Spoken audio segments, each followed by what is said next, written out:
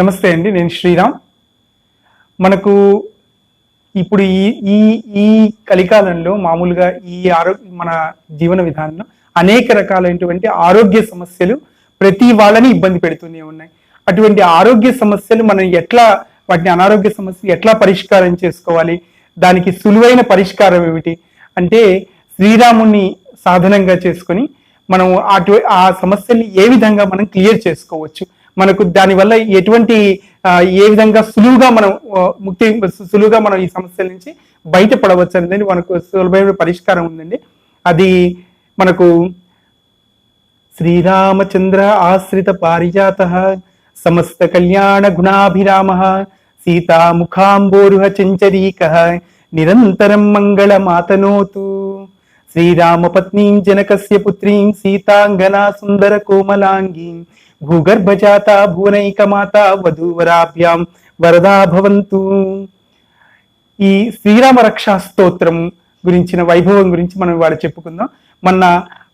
ఇందాక మనం చెప్పుకున్నట్లు మనకు రావాల్సినటువంటి మనకు వచ్చినటువంటి ఏ అనారోగ్య సమస్యనైనా పోగొట్టేటువంటి పరిష్కారం గురించి ఇవాళ మాట్లాడుతున్నాను.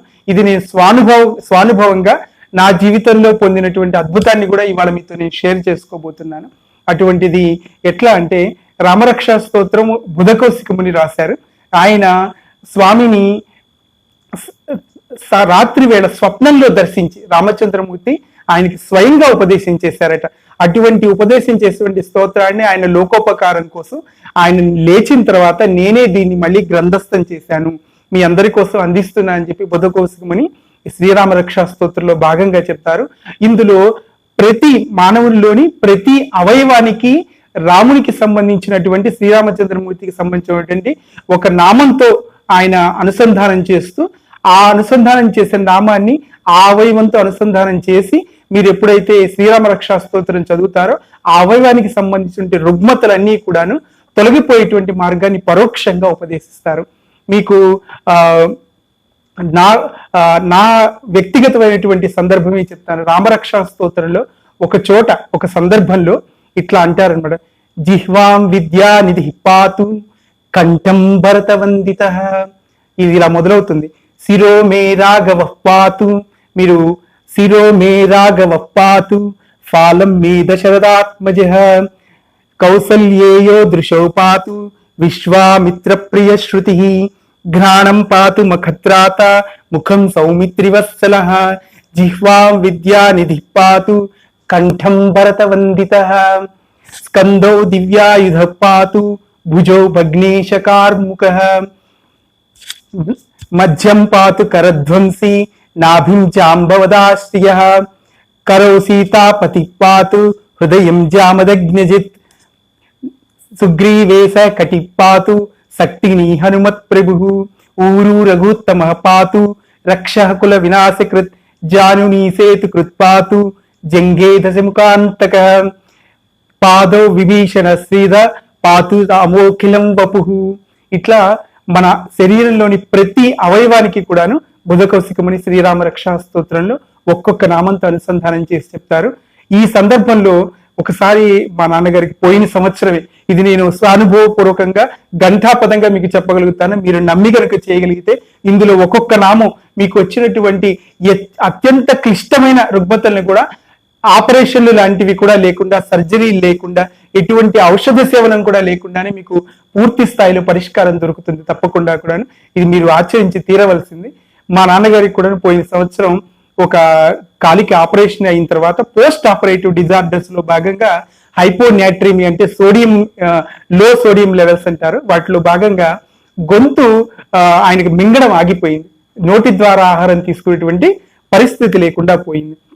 అటువంటి సందర్భంలో ఈ స్వామి నామం ఏదైతే కంఠం భరత వందిత, మనము కంఠం ద్వారానే కదండి మింగేది, ఆ కంఠానికి మార్గం ఏంటంటే భరత వందిత.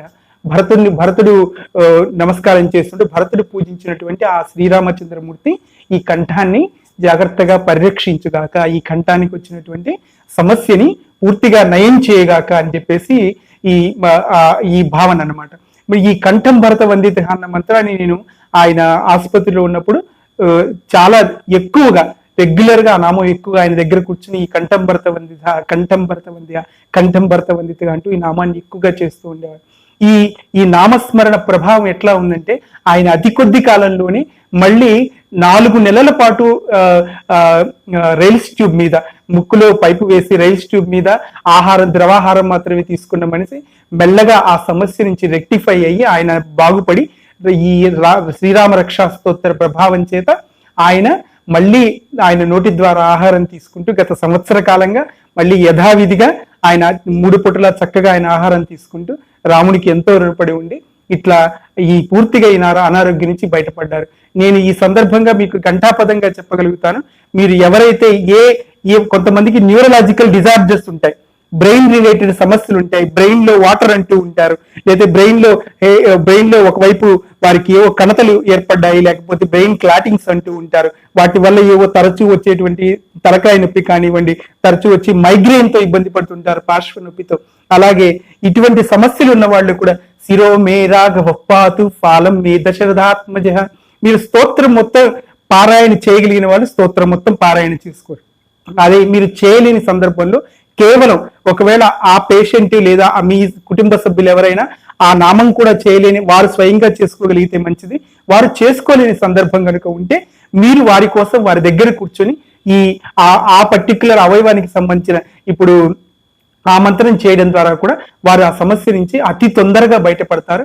దీన్ని మీరు ఒక 41 రోజులు కనుక వారి దగ్గర కూర్చుని రోజుకు ఒక 108 సార్లు మీరు ఉదయాన్నే వారి దగ్గర కూర్చుని చేయగలిగితే 41 రోజుల్లోనే మీకు ఆ గుణం కనిపిస్తుంది. వారి సమస్య నుంచి పూర్తిగా బయటపడతారు. మీకు తెలిసిన వారు ఎవరైతే ఉన్నారో వారు కూడా ఎవరైనా ఇటువంటి సమస్యల్లో ఉన్నప్పుడు వారికి తప్పకుండా ఈ పరిష్కారాన్ని మీరు ఇవ్వండి. నాకు తెలిసిన వాళ్ళకు కూడా ఈ మధ్య కూడా నేను వాళ్ళకి ఇటువంటి పరిష్కారం చెప్పాను. కాస్త నడువు ఇబ్బంది ఉన్న వాళ్ళకి కూడా మధ్యం పాతు కరధ్వంసి నాభిం జాంబోదాసి, ఇవాళ డిస్క్ సమస్యలు, డిస్క్ తొలగిపోయిందండి, వెన్నులో సమస్యలు, వెన్నుపూస సమస్యలు, కూర్చోలేకపోతున్నాను, నడవలేకపోతున్నాం, మళ్ళీ సర్జరీ అంటున్నారు, వెన్నుపూసకి ఇంజెక్షన్ అంటున్నారు, మళ్ళీ ఈ ఇబ్బందులన్నీ పడలేకపోతున్నారు. ఇటువంటి సమస్యలకు కూడా మధ్యం పాతు కరధ్వంసి నాభిం జాంబోదాశ్రయ, ఈ ఒక్క మంత్రం చాలు. మధ్యం పాతు కరధ్వంసి నాభిం జాంబోదాశ్రయ, ఇట్లా పారాయణ చేస్తూ రోజు ఒక 108 సార్లు 41 రోజులు కనుక చేయగలిగితే ఎటువంటి ఆపరేషన్ సహాయం లేకుండా శ్రీరామచంద్రమూర్తి అనుగ్రహంతో మీరు అత్యంత సులువుగా సమస్యల నుంచి బయటపడడానికి మీకు అవకాశం ఉంటుంది. రామరక్షా స్తోత్రం మానవుడికి బుధకౌశిక ముని ద్వారా స్వామి అందించినటువంటి గొప్ప పరిష్కారం. అంటే ఆయన నరుడిగా పుట్టాడు, నరోత్తముడిగా ఉన్నాడు, నరశ్రేష్ఠుడిగా ఉన్నాడు, మనందరి కోసం ధర్మాన్ని ఆచరించి చూపి భూమి మీద ఉన్నటువంటి వాడు. మనం ఆరోగ్యంగా ఉండాలి, మనం ఎప్పుడు ఆరోగ్యంగా ఉండి మన ధర్మాన్ని మనం ఆచరించాలి, మనం ఎప్పుడు సంతోషంగా ఉండాలని అన్న సంకల్పంతో స్వామి బుధకౌశిక ముని ద్వారా ఈ పరిష్కారాన్ని ఇచ్చారు. శ్రీరామ రక్షా స్తోత్రాన్ని మనస్ఫూర్తిగా సంకల్పంతో చేసుకొని కనుక మీ సమస్య పరిష్కారం కోసం మీరు చేసినట్లయితే మీకు ఆ సమస్య తప్పకుండా క్లియర్ అయిపోతుంది. అదేవిధంగా సంపూర్ణ ఆరోగ్యంగా ఉన్న వాళ్ళు కూడా ఇందాక నేను చూపించిన రీతిగా కనుక రామరక్షా స్తోత్ర పారాయణ చేసేటప్పుడు మీ అవయవాల్ని స్పృశిస్తూ కనుక పారాయణ చేసుకోగలిగితే మీ ఆరోగ్యంగా ఉన్న వాళ్ళు మరింత ఆరోగ్యంగాను ఎటువంటి ఇబ్బందులు రాకుండా ఉండేటువంటి అవకాశం ఉంటుంది. మీరు రామరక్షా స్తోత్రాన్ని తప్పకుండా ప్రతినిత్యం పారాయణలో పెట్టుకొని మీ సమస్యలు మీకు తెలిసిన వాళ్ళకు కూడా ఈ పరిష్కారాన్ని చెప్పి వారికి సహాయం చేస్తే బాగుంటుందనేసి మనవి. జై శ్రీరామ్.